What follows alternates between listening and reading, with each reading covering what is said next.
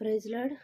ఈరోజు దేవుని వాగ్దానము 1 పేతురు పత్రిక 1వ అధ్యాయము 5వ వచనం కాడి నుంచి చదువుకుందాం. చూడండి. కడవరి కాలమందు బయలుపరచబడుటకు సిద్ధముగానున్న రక్షణ మీకు కలుగునట్లు విశ్వాసము ద్వారా దేవుని శక్తి చేత కాపాడబడు మీ కొరకు ఆ స్వాస్థ్యము పరలోకమందు భద్రపరచబడి ఉన్నది. ఇందువలన మీరు మిక్కిలి ఆనందించున్నారు, కానీ అవసరమును బట్టి నానా విధములైన శోధనల చేత ప్రస్తుతము కొంచెము కాలము మీకు దుఃఖము కలుగుచున్నది. నశించిపోవు సువర్ణము అగ్ని పరీక్ష వలన శుద్ధిపరచబడుచున్నది కదా. దానికంటే అమూల్యమైన మీ విశ్వాసము ఈ శోధనల చేత పరీక్షకు నిలిచినదై యేసుక్రీస్తు ప్రత్యక్షమైనప్పుడు మీకు మెప్పియు మహిమయు ఘనతయు కలుగుటకు కారణమగును. మీరాయనను చూడక పోయినను ఆయనను ప్రేమించుచున్నారు. ఇప్పుడు ఆయనను కన్నులారా చూడకయే విశ్వసించుచు మీ విశ్వాసమునకు ఫలము అనగా ఆత్మరక్షణ పొందుచు చెప్పసక్షమును మహిమాయుక్తమునైన సంతోషము గలవారై ఆనందించుచున్నారు. ఇక్కడ అవసరాన్ని బట్టి వస్తుందంటండి శ్రమ. దేన్ని బట్టి వస్తుంది? అవసరాన్ని బట్టి. అంటే ఎప్పుడు శ్రమలే కావాలన్నా దేవుడేవుడు, ఎప్పుడు కష్టమే కావాలన్నా దేవుడేవుడండి. ఎందుకంటే మనం తినే ఆహారంలోనే ప్రతిదీ ఉన్నదండి. చేదు ఉంది, తీపి ఉంది, పులుపు ఉంది. అలాగే మనము నడుస్తున్న కాలంలో కూడా డిఫరెంట్ కాలాలు ఉన్నాయి. ఎండాకాలం ఉంది, వర్షాకాలం ఉంది, చలికాలం ఉంది. కాలాలన్నీ కూడా దాని ప్రకారంగా నడుచుకుంటూ పోతున్నాయి. అలాగే కష్ట సుఖాలు కూడా ఆయన జతపరిచి ఉంచాడు. కాబట్టి ఇందు బట్టి మిక్కిలి ఆనందించుచున్నారు, కానీ అవసరమును బట్టి నానా విధములైన శోధనల చేత ఏమైపోతున్నామంట? శోధింపబడేవారిగా ఉంటున్నామంట. కానీ ఈ శోధన దేనికోసమంటే మనము దేవునిలో ఎదగడం కోసం, దేవునిలో జీవించడం కోసం, దేవునిలో భయభక్తులు కలిగి ఉండడం కోసం, దేవుని యందు విశ్వాసం ఉంచడం కోసం, దేవుని కొరకు నిరీక్షించడం కోసం. చూడండి, ఇక్కడ ఏమంటున్నాడు?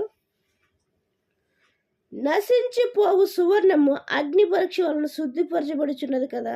దానికంటే అమూల్యమైన మీ విశ్వాసము ఈ శోధనల చేత పరీక్షకు నిలిచినదై.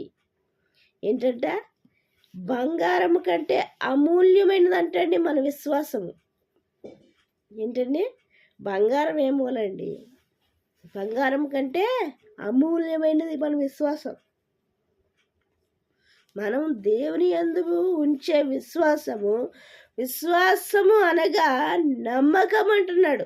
నమ్మకం అంటే మన ప్రభువు మన కోసం చనిపోయాడనే విషయాన్ని మనము గ్రహించేవారిగా ఉండాలి, పూర్తిగా నమ్మేవారిగా ఉండాలి, ఆయన మీద ఆధారపడేవారిగా ఉండాలి. ఇక్కడ బంగారము కంటే అమూల్యమైన మీ విశ్వాసం అంటున్నాడు.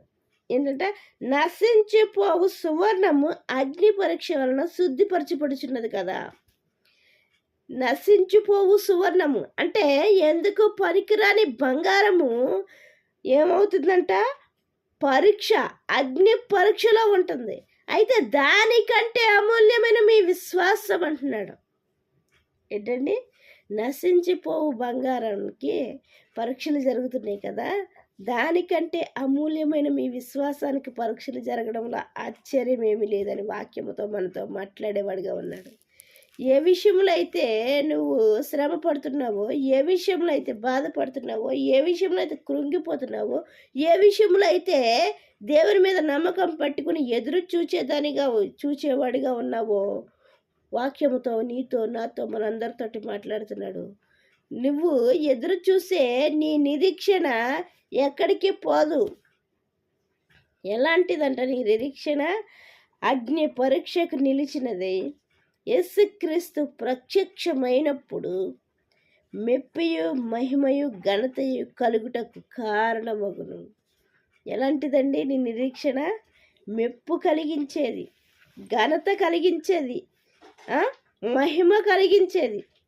మీరు ఆయనను చూడకుండా ప్రేమించున్నారు కాబట్టి ఏం కలుగుతుందంట? చెప్పుల సఖ్యమును మహిమయుక్తమైన సంతోషము గలవారై ఆనందించుదురు అంటున్నాడు. ఎప్పుడు ఆనందిస్తామంటే ఎప్పుడైతే ప్రతి కష్టాన్ని ఓర్చుకుంటూ ప్రతి కష్టాన్ని ఏం చేయాలంట? మనము దేవుడు ఏ అవసరాన్ని బట్టి మనకు ఆ కష్టాన్ని ఇచ్చాడో, మనం ఏ తప్పిదాన్ని బట్టి మనకు ఆ కష్టాన్ని ఇస్తున్నాడో, ఏ విషయంలో మనము తప్పిపోయేవారుగా ఉంటున్నామో, ఏ విషయంలో దేవునికి విరోధంగా ఉండేవారుగా ఉంటున్నామో ఆ విషయం దేవుడికి తెలుసు. కాబట్టి దేవుడికి తెలుసు, మన మనస్సాక్షికి కూడా తెలుసు. అయితే వాక్యంతో ఆయన ఏమని మాట్లాడుతుందంటే, అవసరాన్ని బట్టి మాత్రమే మీకు శ్రమ ఇస్తాను. ఆయనను కూడా ఆ శ్రమలో మీరు విశ్వాసంగా ఉండినట్లయితే బంగారం కంటే అమూల్యమైన మీ విశ్వాసము దేవుడు వచ్చినప్పుడు ఏమవుతుందంటండి? ఆనందము కలిగించేదిగా ఉంటుందంట. అయితే ఆనందం ఇవ్వడానికి ఆయన సిద్ధంగానే ఉన్నాడు, కానీ అది పొందుకోవడానికి మనం ఎలాగుండాలి? సిద్ధపాటు కలిగి ఉండాలి. శ్రమలలో అతిశయించేవారిగా ఉండాలి. శ్రమలు వచ్చినప్పుడు మనం పడిపోకుండా ఉండేవారిగా ఉండాలి. ఆయన యందు విశ్వాసంతో నమ్మకముతో ఉండడానికి సిద్ధపాటు కలిగి ఉందాం. దేవుడిచ్చే ఆనందం పొందుకోవడానికి సిద్ధపాటు కలిగి ఉందాం. దేవుడిచ్చిన పరిశుద్ధ వాక్యం దీవించును గాక. వాక్య పరిచయలో మీ సహోదరి. ఆమేన్.